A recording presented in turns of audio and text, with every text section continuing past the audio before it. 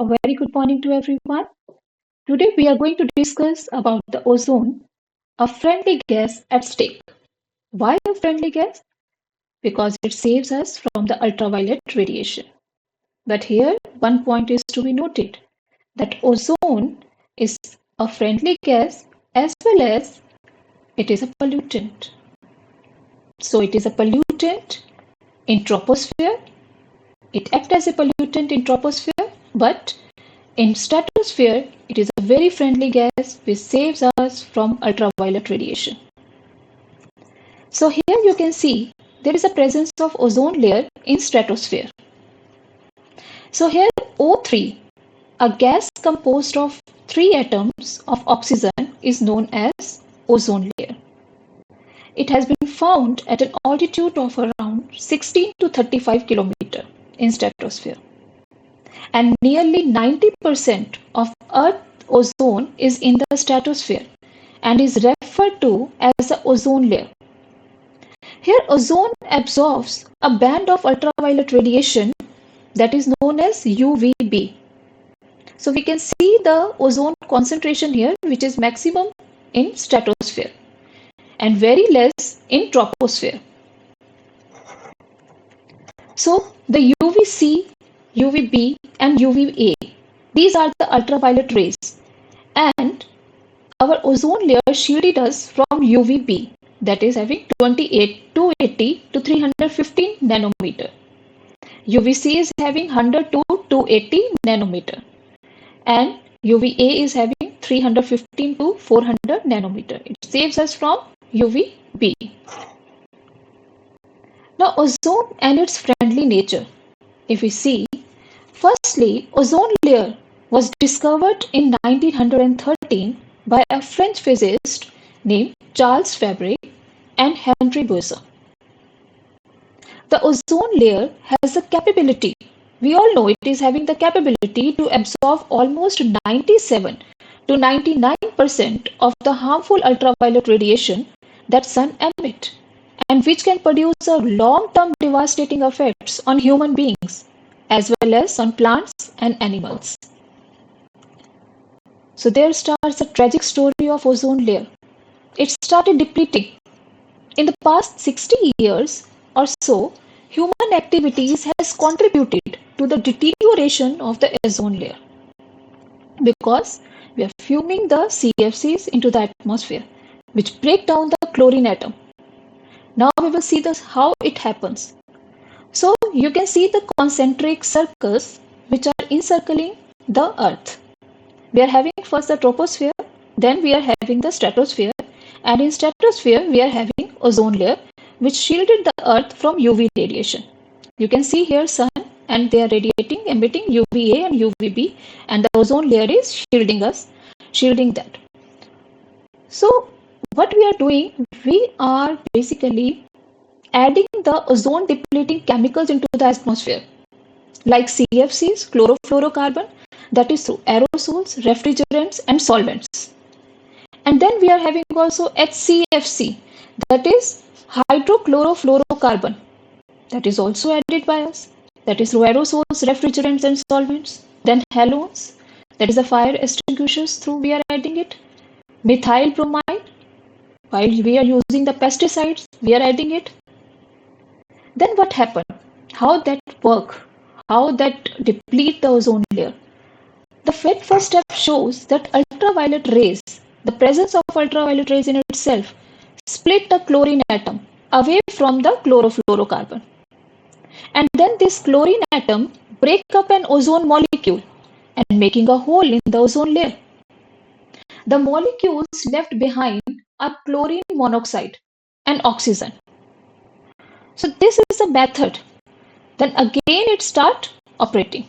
That is a cyclic method which happened. So in this way, ozone starts depleting or thinning. Now, what are the ozone depleting substances which are also known as ODS? Number one, the very important, that is a chlorofluorocarbons which we are adding. Then hydrogen chloride, halogens, methyl bromide, carbon tetrachloride and methyl chloroform. These are the ozone depleting substances which we are adding into the atmosphere, and they're breaking down the chlorine atom out of ozone. Now next is ozone depletion in stratosphere. There is again one diagram. You can easily see here that ultraviolet light hits the chlorofluorocarbon molecules, and then what happens? That is a trichlorofluoromethane, that is the CFC in the form of trichlorofluoromethane is present, that breaking off a chlorine atom, and it leaves behind the californium dichloride here, CFCl2. Then what happened? The chlorine atom attacks an ozone molecule, pulling an oxygen atom off it and leaving an oxygen molecule. Then the chlorine atom and the oxygen atom join, and they make chlorine monoxide molecule. A free oxygen atom pulls the oxygen atom off and the chlorine monoxide molecules to form the oxygen. So see, the chlorine atom and the oxygen atom join, they make the chlorine monoxide molecule, and then the free oxygen atom pulls the oxygen atom off from the chlorine monoxide molecule to form the oxygen. Then again what left?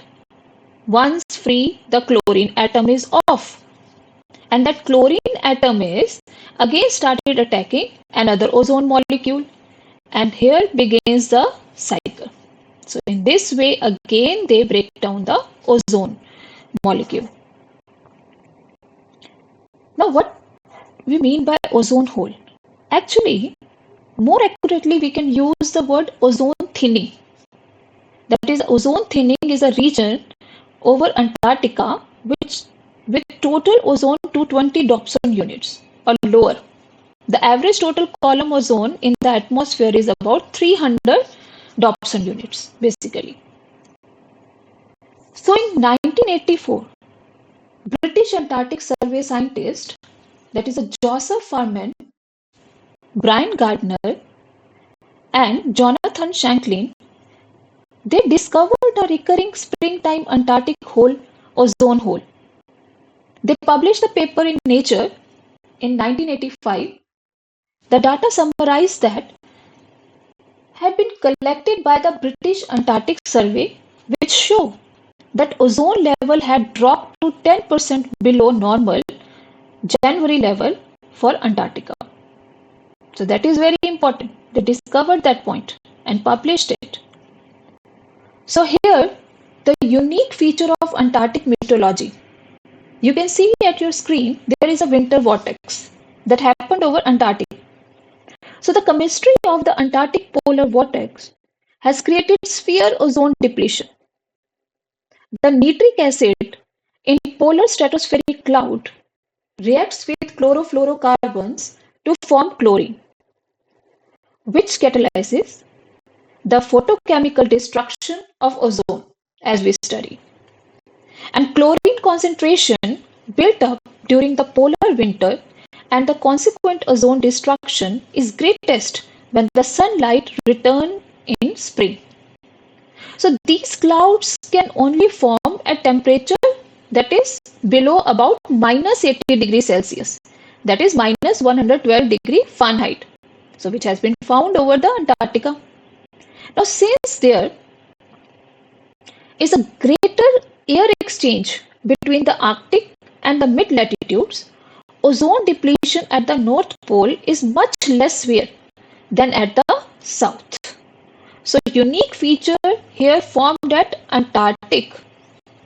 Okay, so here we can see the cold core of Antarctic vortex. Here accentuation happened.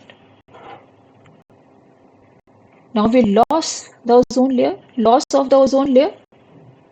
Reasons क्या है? What are the reasons for concern? Basically, it increased the incidences and severity of sunburn. It also increases the eye cataracts. It increased incidence of skin cancer. Immune system suppression happen many a times. Even our agriculture sector has been affected through this. There is a lower crop yield per hectare, production has been lowered down, and there is a decline in productivity. So what can be the solution for protecting the ozone layer? We may use the substitutes of CFC, chlorofluorocarbon. Yes, they are HFCs. HFCs are hydrofluorocarbons.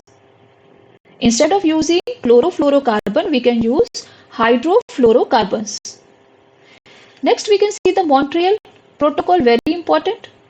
The Montreal Protocol was signed in 1987, way back, by 46 countries, including the US, and it entered into the force in 1989. And by 1996, developed countries phased out use of CFC, that is chlorofluorocarbons, and halogens. Developing countries have until 2010, and developed countries are scheduled to phase out production of HCFCs, that HCFCs are hydrochlorofluorocarbon, by 2030, and developing countries have until 2040. Next is the Copenhagen Protocol.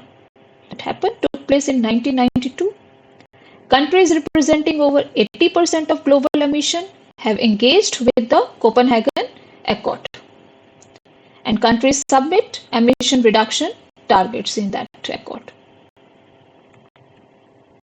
But here the question is what we can do. Every individual need to do something. So we can replace the halon-based fire extinguishers with using foam, with others that are using the foam. We can use car only when necessary.